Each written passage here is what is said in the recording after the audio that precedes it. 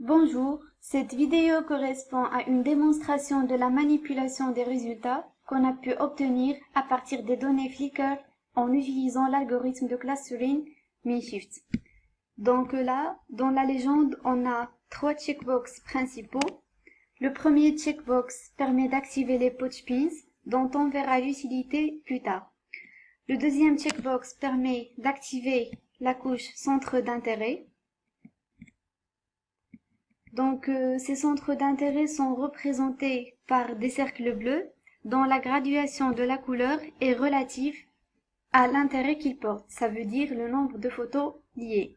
Donc, on a du bleu clair jusqu'au bleu foncé.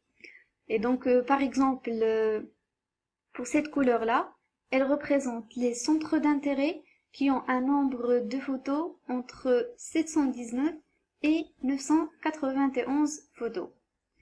Et donc, comme on peut voir là, on a trois points qui sont en bleu foncé. En fait, ce point-là correspond à la place Fourvière.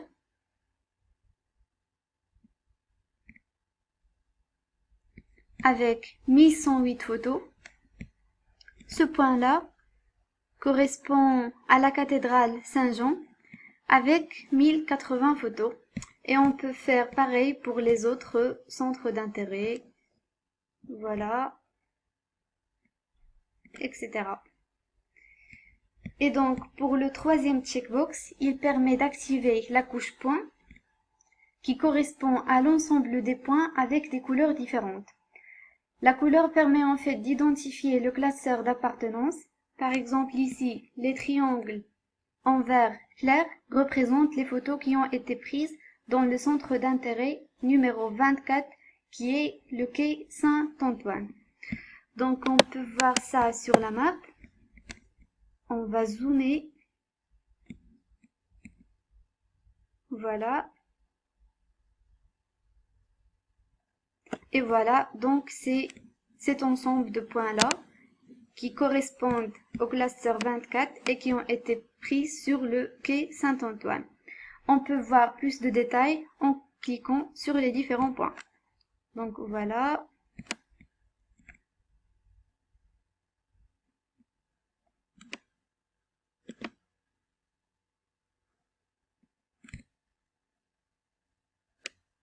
Donc juste une remarque, si on a des points qui sont très proches, eh bien on peut les regarder ensemble à la fois. Par exemple ici j'ai 7 photos, je peux les regarder avec l'attribut ID de l'utilisateur qui a pris cette photo, le numéro du cluster ou du centre d'intérêt, ensuite la date de prise de la photo. Voilà. Donc on peut les regarder tous ensemble. Ensuite, on peut activer les pouch pins en cliquant sur le premier checkbox.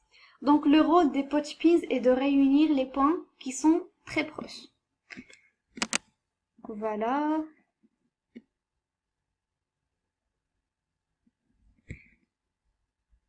Je vais désactiver la couche centre d'intérêt pour voir plus clair.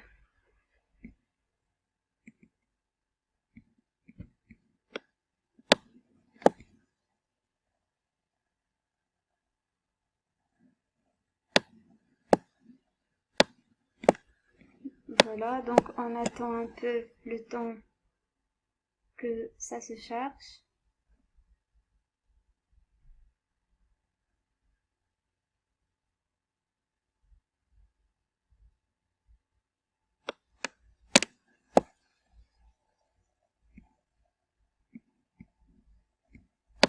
Et voilà. Donc on clique par exemple ici. Voilà. Ensuite, on a l'ensemble des photos qui ont été prises dans le musée Gadagne. On clique dessus. On reclique.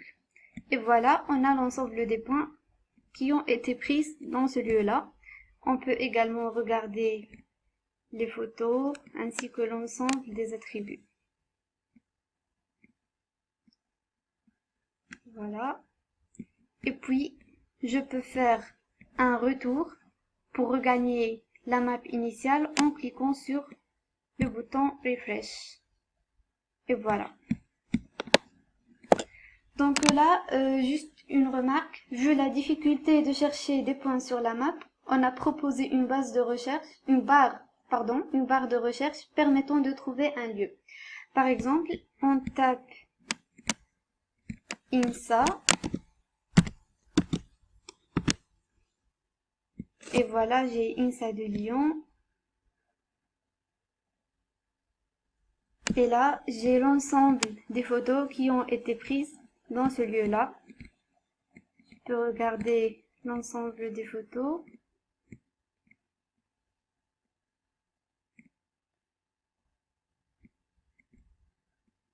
Ensuite, on peut voir clairement le lieu souhaité et on peut se balader dessus. Il suffit de faire glisser ce petit bonhomme-là sur le lieu souhaité. Par exemple, je clique ici.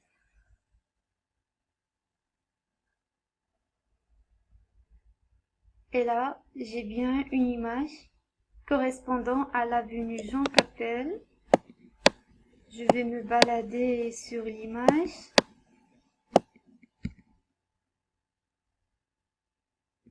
Voilà. Et là, je peux retrouver notre cher département informatique. Voilà. Je fais un refresh. Et là, je regagne la map initiale. Je désactive les patch pins. Et là, on peut également changer le background de notre map. Là, on choisit par exemple OpenStreetMap.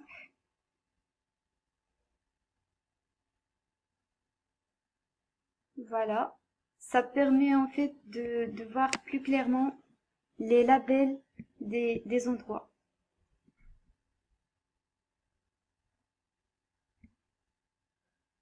Et on attend un peu le temps que ça se charge.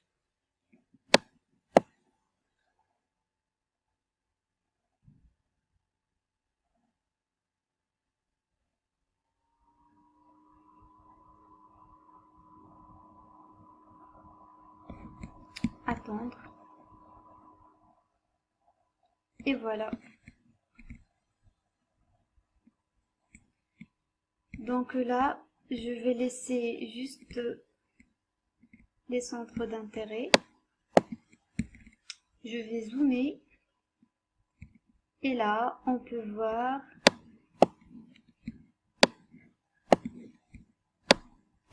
le nom des lieux plus clairement. Donc, comme on a dit tout à l'heure, ce point correspond à la place Fourvière, celui-là à la cathédrale Saint-Jean, celui-là à Bellecour, etc.